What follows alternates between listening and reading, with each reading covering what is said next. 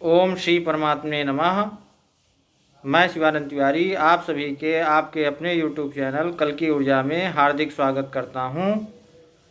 और अगर अभी तक आपने इस चैनल को सब्सक्राइब नहीं किया है तो सब्सक्राइब कर लें और बेल आइकन को दबा दें, जिससे आपको लगातार अपडेट्स मिलते रहें। ताज़ा अपडेट यह है कि जैसे हम देख रहे हैं कि रूस और यूक्रेन में युद्ध चल रहा है, तो ताज़ा अपडेट यह है कि संयुक्त राष्ट्र मानवाधिकार परिषद से रूस को बाहर कर दिया गया है।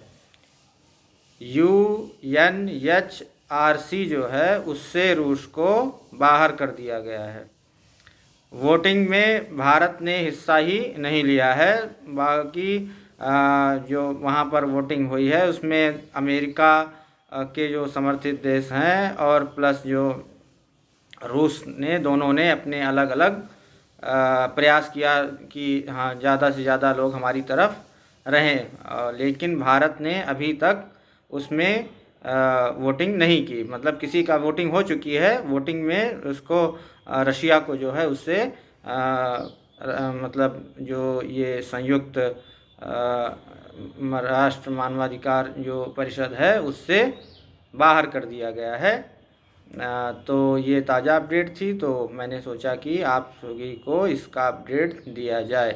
तो जैसा कि हम देख रहे हैं कि ये जो युद्ध है ये थमने का नाम ही नहीं ले रहा है। लगातार जो है इसमें कोई ना कोई मोड़, कोई ना कोई वो लगा ही रह रहा है। तो ऐसा क्या ये तीसरे विश्व युद्ध का, जैसा कि मैंने इस पर भी एक अलग से वीडियो अगर आपने नहीं देखा है तो देख लीजिए, थर्ड वर्ल्ड वार के संबंध में जो भविष्यवाणिका की क्या भविष्यवाणियाँ हैं और आने वाले समय के क्या संकेत हैं, इसके ऊपर भी एक डिटेल वीडियो बनाया हुआ है। प्लेलिस्ट में चले जाएं, वहाँ पर वो वीडियो मिलेगा। और यही ताज़ा अपडेट थी कि संयुक्त राष्ट्र मानवाधिकार परिषद से रूस को बाहर कर दिया गया है। तो अब जैसा कि हम देखते हैं कि वो लोग कितने ताकतवर हैं और वो उन्होंने कहाँ तक क्या क्या कर रखा है। अब इसमें भी कुछ लोग कहते हैं कि नहीं, रूस भी जो है इसमें उन्हीं का है, मतलब उन्हीं के द्वारा ही इसको प्रोजेक्ट किया गया है, ये प्री प्लान्ड है।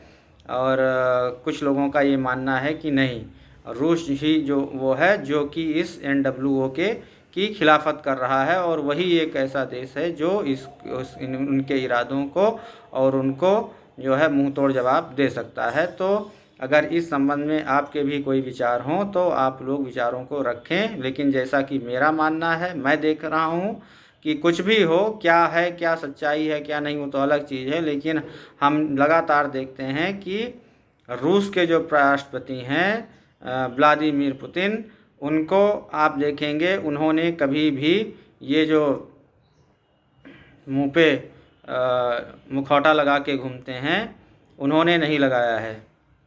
और ये जो है एक तरह से देखेंगे, ज़्यादातर हम देखते हैं कौन लोग लगाए रहते हैं, जैसे मान लीजिए कोई भी एक जो उनका बॉस होगा, किसी भी, जैसे मान लीजिए पुलिस चल रही है तो उसका बॉस मान लीजिए नहीं लगाए तो बाकी लोग लगाए रहेंगे। इसी तरह से हम इससे ये जज कर सकते हैं कि कौन किसका गुलाम है और किसके पीछे कौन चल रहा है।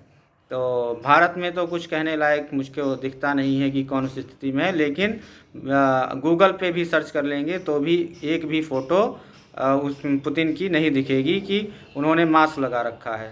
तो स्थिति कुछ भी हो, अंदर गहराइयाँ कुछ भी हों, जो भी अपडेट्स अगर निकल के आते हैं कुछ इस तरह से मेरी समझ में आता है तो मैं अपडेट्स देता रहूँगा। लेकिन जो अभी तक मेरे उसमें है कि यही कि वो वैश्विक शक्तियों का गुलाम तो नहीं है, भले ही उनके कुछ एजेंडेस को जैसे कि भले ही उन्होंने माने हों, क्योंकि उनको भी मतलब एक तरह से देखा जाए तो इस विश्व में अपनी तमाम चीज़ों के लिए एक दूसरे पर मतलब लेन देन होता रहता है। तो इस तरह से उन्होंने वो किया हो वो बात अलग है, और कुछ प्लान उनके दिमाग में चल रहे हो तो बात दूसरी है। लेकिन जहाँ तक मैं देखता हूँ, समझ पाता हूँ कि उन्होंने विश्व सत्ता के सामने संपूर्ण सरेंडर तो नहीं ही किया है। और यही अपडेट देना था तो इसीलिए मैं आया। ओम श्री परमात्मने नमः। परमात्मा से लगातार कनेक्ट रहें, हमारी आचरण और व्यवहार को परिष्कृत करते रहें।